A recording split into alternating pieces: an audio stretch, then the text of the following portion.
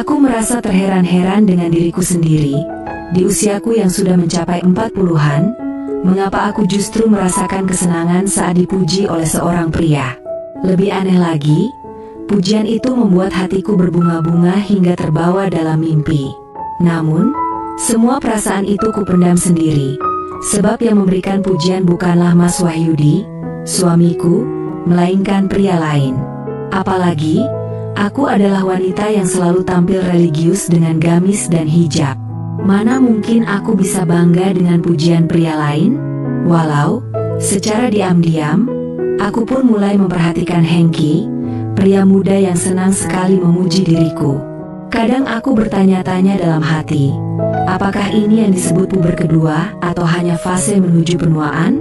Namun, yang membuatku sering tersenyum sendiri adalah kenyataan bahwa Hengki bukanlah orang asing. Pemuda yang masih kuliah itu adalah keponakan suamiku dan telah tinggal bersama kami selama 2 tahun sejak diterima di salah satu perguruan tinggi negeri ternama di kota kami. Rasanya mustahil jika aku terjebak dalam hubungan rahasia dengan anak muda yang masih kerabat suamiku. Ah, entahlah, semuanya terjadi begitu saja. Di sini, aku ingin menceritakan bagaimana Hengki berhasil mencuri sebagian hatiku. Pemuda itu memang nakal dan usil. Sebelumnya, perkenalkan, namaku Sumarni, usiaku 43 tahun. Aku seorang ASN di Pemkot dan sudah berumah tangga dengan Mas Wahyudi. Selama ini, kehidupan kami bahagia dan harmonis. Meskipun ada kekosongan karena kami belum dikaruniai anak. Hari-hari kami jalani dengan penuh kasih sayang. Dan kami percaya bahwa suatu hari nanti akan diberikan keturunan. Mas Wahyudi juga bekerja sebagai ASN, meski berbeda kantor dinas denganku. Ia sangat mencintaiku, dan selama bertahun-tahun pernikahan kami, dia tak pernah tergoda oleh wanita lain. Sebaliknya, aku pun berusaha selalu menjadi istri yang setia dan patuh padanya. Penampilanku pun selalu mengenakan gamis dan berhijab. Bukannya sombong, namun kata orang aku ini wanita yang cantik dan menarik. Makanya, di usiaku sekarang, masih ada saja yang bilang aku memiliki pesona tersendiri, dengan kelebihanku yang cukup menonjol dibanding rata-rata.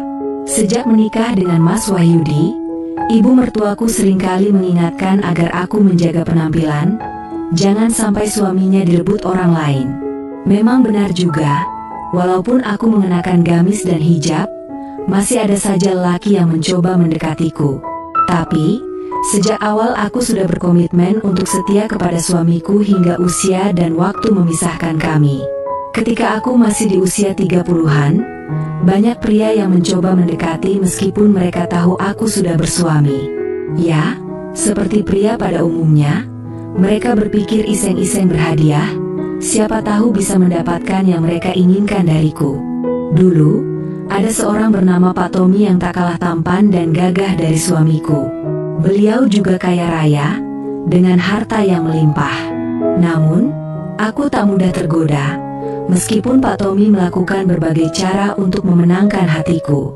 Komitmen dan janjiku sejak menikah dengan Mas Wahyudi selalu menjadi benteng agar aku tak terbuai oleh rayuan pria manapun. Selain itu, kupikir Mas Wahyudi pun selalu memegang komitmennya padaku, tak pernah tertarik dengan wanita lain. Itulah yang membuatku heran dan bingung saat ini. Mengapa justru sekarang komitmenku seperti goyah? Bukan karena pria mapan atau pejabat kaya raya, melainkan karena Hengki, pemuda berusia 20 tahun.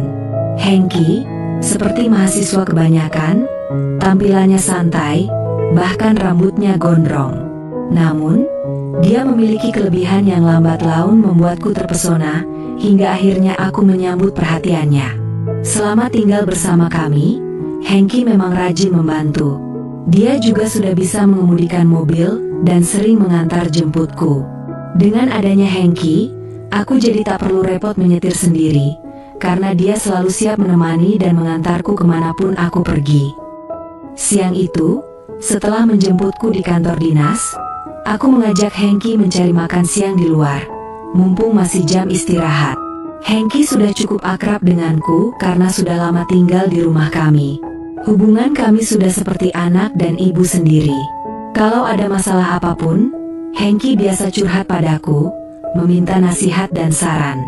Namun, siang itu, dia tidak curhat soal kuliah atau tugas-tugasnya. Sebaliknya, dia curhat soal perasaannya. Katanya dia sedang naksir seseorang, tapi bingung harus bagaimana, sebab gadis itu terlihat cuek dan seperti tidak peduli. Selama ini, Hengki memang terkesan acuh dengan hal-hal yang berhubungan dengan cinta. Padahal, di kompleks perumahan kami, banyak gadis tetangga yang menyukainya dan sering menitip salam melalui aku. Tapi Hengki selalu menolak. Katanya dia masih mau fokus kuliah sampai tamat, belum mau memikirkan soal cinta. Kami akhirnya makan di warung ayam betutu dekat kantor. Sambil menikmati makan siang, aku penasaran dan mencoba bertanya, siapa gerangan gadis yang berhasil menarik hati pemuda tampan dan gagah itu. Tapi yang aneh, siang itu Hengki tidak lagi memanggilku dengan sebutan Bu atau Tante seperti biasanya. Sepanjang perjalanan dari kantor ke warung, dia memanggilku dengan sebutan Mbak Sumarni. Rasanya aneh sekali, seperti membuatku merasa lebih muda di usiaku yang sudah kepala 4. Aku senang saja mendengarnya, jadi aku terus bertanya, siapa si wanita yang ditaksir oleh Hengki sampai-sampai dia malu mengungkapkan perasaannya? Dengan sedikit tersipu, Hengki menjawab, wanita itu cantik banget, meskipun usianya lebih tua dari aku. Jawaban itu membuatku makin penasaran. Jangan-jangan dia tertarik pada seseorang di kompleks perumahan kami. Aku bercanda, jangan-jangan kamu naksir sama Bu Bella ya? Janda tua yang tinggal di gang sebelah itu. Hengki tertawa dan menggeleng. Kalau janda sih, aku gak akan segan mengungkapkan perasaanku, Mbak. Masalahnya, wanita itu masih memiliki suami, ujarnya dengan senyum yang penuh makna. Tentu saja aku terkejut ketika mendengar pengakuan Hengki. Aku menanyakan lagi dengan penasaran, masa iya, Hengki, kamu naksir sama Bu RT Sarinah atau Tante Astuti, istri Pak Haim yang usianya sudah lanjut? Wah, kamu jangan main-main, Hengki. Mana boleh suka sama istri orang. Kamu masih muda, bisa cari yang lain. Namun Hengki malah menjawab dengan nada lirih. Iya, Mbak Sumarni, Hengki paham. Tapi apakah salah jika perasaan itu tumbuh begitu saja? Hengki juga bingung harus bagaimana. Ya sudah, siapa wanita yang kamu maksud? Coba bilang ke Mbak. Siapa tahu Mbak bisa kasih solusi, desakku. Tapi anak itu malah tersenyum penuh misteri, membuat rasa penasaranku makin menjadi-jadi. Nanti saja, Mbak Sumarni. Kalau ada waktu yang tepat di rumah, Hengki akan ceritakan semuanya tanpa ada rahasia, jawabnya. Aku pun akhirnya hanya bisa menunggu, meski rasa penasaran itu membuat pikiranku terus mengembara. Beberapa hari kemudian, saat Mas Wahyudi, suamiku, bertugas keluar daerah, aku sedikit lebih leluasa berbincang dengan Hengki setelah makan malam. Saat kami duduk santai di ruang keluarga, aku menyampaikan kekhawatiranku. Hengki, Mbak tidak mau kamu terjebak dalam hubungan yang bisa menimbulkan gosip atau omongan tetangga, kataku dengan nada serius. Hengki pun menjawab dengan santai, iya, Mbak Sumarni. Sebenarnya Mbak sudah kenal dengan wanita itu. Rasa penasaran semakin memuncak. Aku terus mendesak Hengki agar jujur, dan akhirnya dengan suara yang bergetar, ia menyebut namaku. Wanita itu sebenarnya adalah Mbak Sumarni, bahkan meski Mbak lebih tua dan sudah bersuami. Pengakuannya membuatku tersentak. Tak kusangka Hengki malah menyimpan perasaan padaku. Namun, yang membuatku lebih terkejut adalah gejolak aneh yang tiba-tiba muncul dalam hatiku. Sulit sekali aku lukiskan dengan kata-kata. Kok bisa ya? Pemuda seperti Hengki menaruh hati pada istri pamannya sendiri? Hari demi hari, hubungan kami semakin sulit dikendalikan.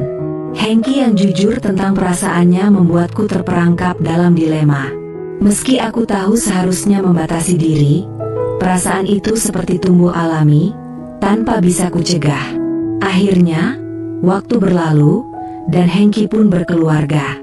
Dia menikah dan kini tinggal di kota lain bersama istrinya dan anaknya. Walau sesekali kami masih berkomunikasi,